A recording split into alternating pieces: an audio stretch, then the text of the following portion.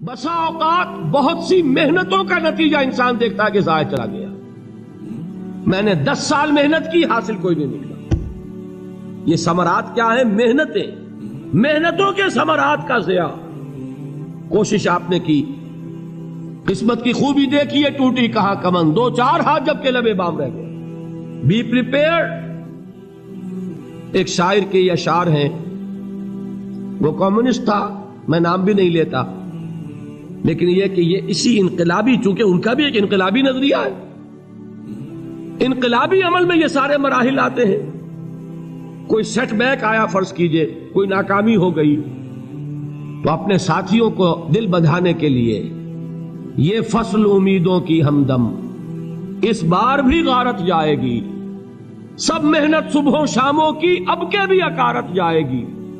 میرے نبی کے ثمرات کا جو لفظ یہاں آیا ہے، وَنَقْصٍ مِّنَ الْأَمْوَالِ وَالْأَنفُسِ وَالثَّمَرَاتِ، سب محنت صبحوں شاموں کی اب کے بھی اکارت جائے گی.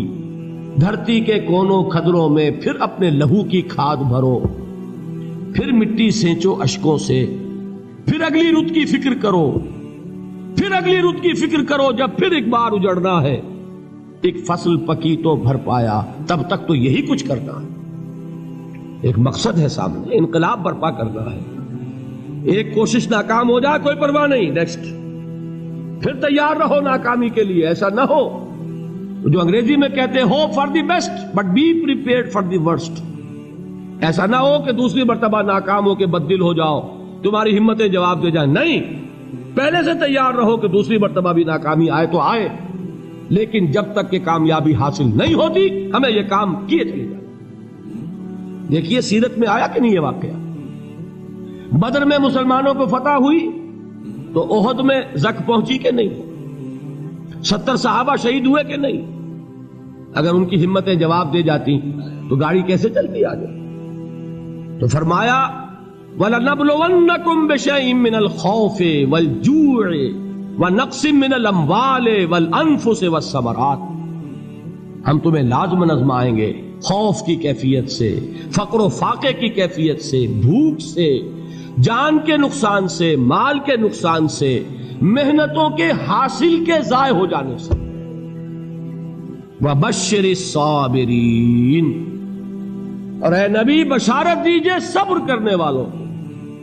الَّذِينَ إِذَا أَصَابَتْهُمْ مُصِيبَةٌ، وہ کہ جب ان پر کوئی تکلیف آئے، کوئی مصیبت آئے، کوئی آزمائش آئے، قالوا انا للہ وانا الیہ راجعون، وہ یہ کہیں کہ ہم اللہ ہی کے ہیں، اللہ ہی کی طرف لوٹ جانا ہے. یہ وہی انداز ہے جو میں نے فارسی کا شعر سنایا تھا آپ کو کہ سرے تسلیم خم ہے جو مزاج یار میں آئے. وہ ہمارا مولا ہے، ہمارا آقا ہے. اگر اسے یہی منظور ہے تو ہمیں بھی یہی منظور ہے. میں نے تسلیم و رضا کی بات کی تھی نا، آپ کو کچھ شعر سنائے تھے. ایک شعر اور سنیے، اور یہ کس کا ہے؟ محمد علی جوہر کا. ایک مرتبہ جیل گئے، ان کی ایک بیٹی جوان بیمار ہوئی، فوت ہو گئی. باہر چھوڑا انگریز نے، جاؤ بھائی دفن کر دو بیٹی کو. دوسری مرتبہ جیل گئے، دوسری جوان بیٹی اسی مرض میں مبتلا ہوئی. اب یہ جیل میں ہے، خبر پہنچی کہ دوسری بیٹی کے اوپر بھی اسی مرض کا حملہ ہوا ہے. ایک نظم لکھی ہے جس کا آخری شعر یہ ہے، تیری صحت ہمیں منظور ہے لیکن اس کو نہیں منظور تو پھر ہم کو بھی منظور نہیں. یہ ہے، جب تک یہ کیفیت نہ ہو اس میدان میں آدمی ثابت قدم نہیں رہ سکتا کہ میرے رب کو اگر یہ منظور ہے تو یہی مجھے منظور ہے، اور تیری صحت ہمیں چاہیے تو ضرور، لیکن ہمارے رب کو منظور نہیں تو ہمیں بھی منظور. راضی برضائے رب. وَبَشِّرِ الصَّابِرِينَ الَّذِينَ إِذَا أَصَابَتْهُمْ مُصِيبَةٌ قَالُوا إِنَّا لِلَّهِ وَإِنَّا إِلَيْهِ رَاجِعُونَ. نہ شود نصیب دشمن کے شود ہلاک تیغت، سرے دوستاں سلامت کے تو خنجر آزمائے.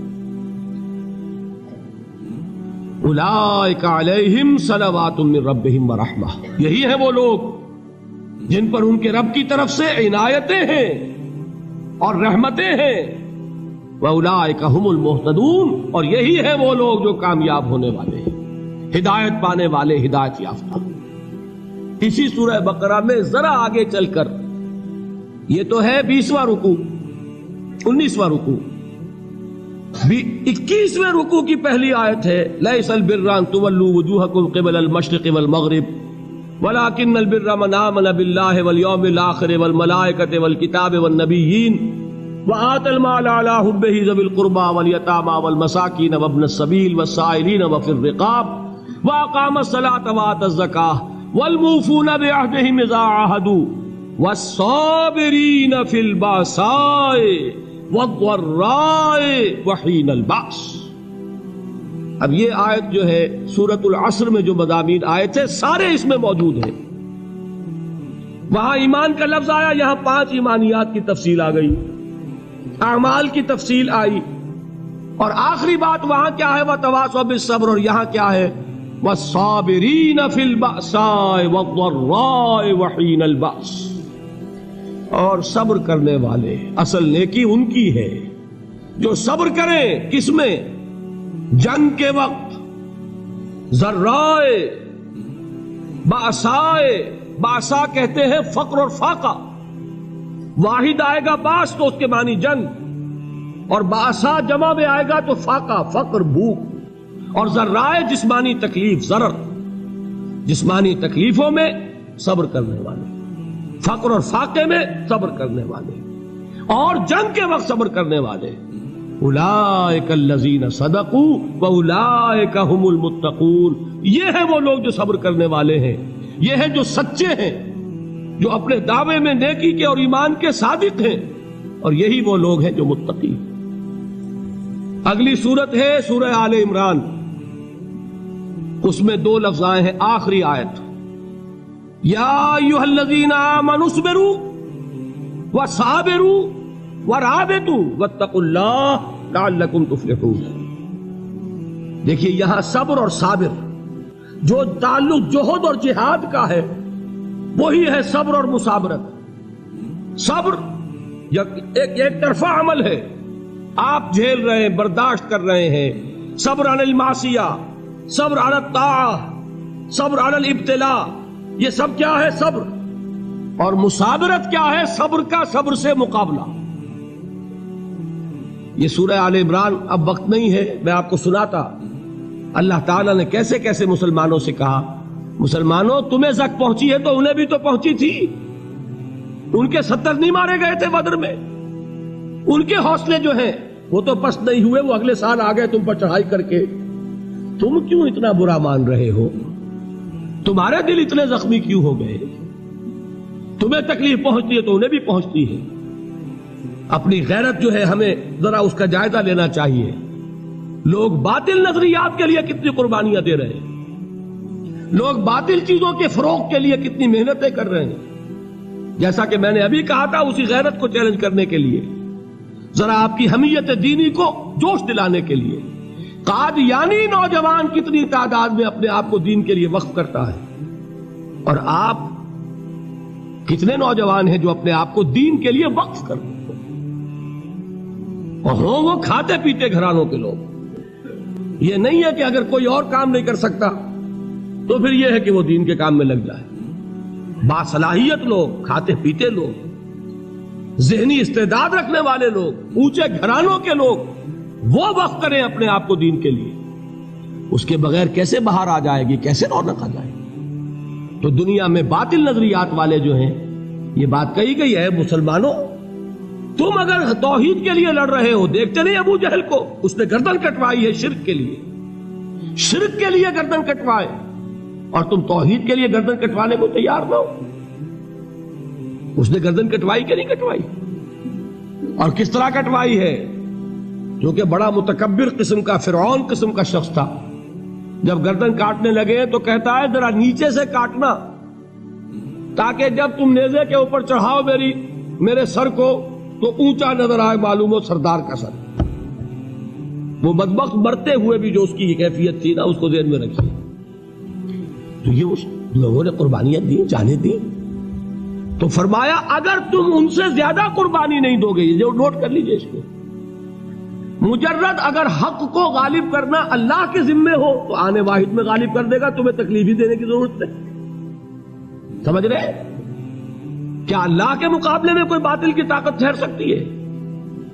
یہ تمہارے ایمان کا امتحان ہے، یہ تمہارے خلوص کی آزمائش ہے، یہ تمہارے امتحان کا ثبوت درکار ہے کہ اللہ تعالیٰ دیکھنا چاہتا ہے تم اس کے لیے اپنی جانیں قربان کرنے کو تیار ہو کہ نہیں، تم اس کے لیے تن من دھن لگانے کو تیار ہو کہ نہیں۔ اور یہ جان لو کہ اگر کفار اور مشرکین اور ملحدین اور باطل نظریات والے وہ جو کچھ قربانیاں اپنے باطل نظریات کے لیے دے رہے ہیں ان سے زیادہ اگر تم نہیں دو گے تو حق غالب نہیں ہوگا۔ انہوں نے جو صبر کیا ہے اپنے باطل نظریات پر، اگر تم اس سے زیادہ صبر کا ثبوت نہیں دو گے اپنے اس حق پر تو حق غالب نہیں ہوگا۔ اس لیے فرمایا یا ایھا الذین آمنوا اصبروا وصابروا، نہ صرف یہ کہ صبر کرو بلکہ صبر میں اپنے دشمنوں سے آگے نکلو، ان کے صبر سے بڑھ کر صبر کرو۔ وَرَابِطُوا، مرابطہ کہتے ہیں چوکس رہنا، ہوشیار، پہرا دو، ایسا نہ ہو کہ دشمن جو ہے غفلت میں تمہارے اوپر کوئی حملہ جو ہے کر بیٹھے۔ وَاتَّقُوا اللَّهَ، اور اللہ کا تقوی اختیار کرو، لعلکم تفلحون، تاکہ تم فلاح پاؤ۔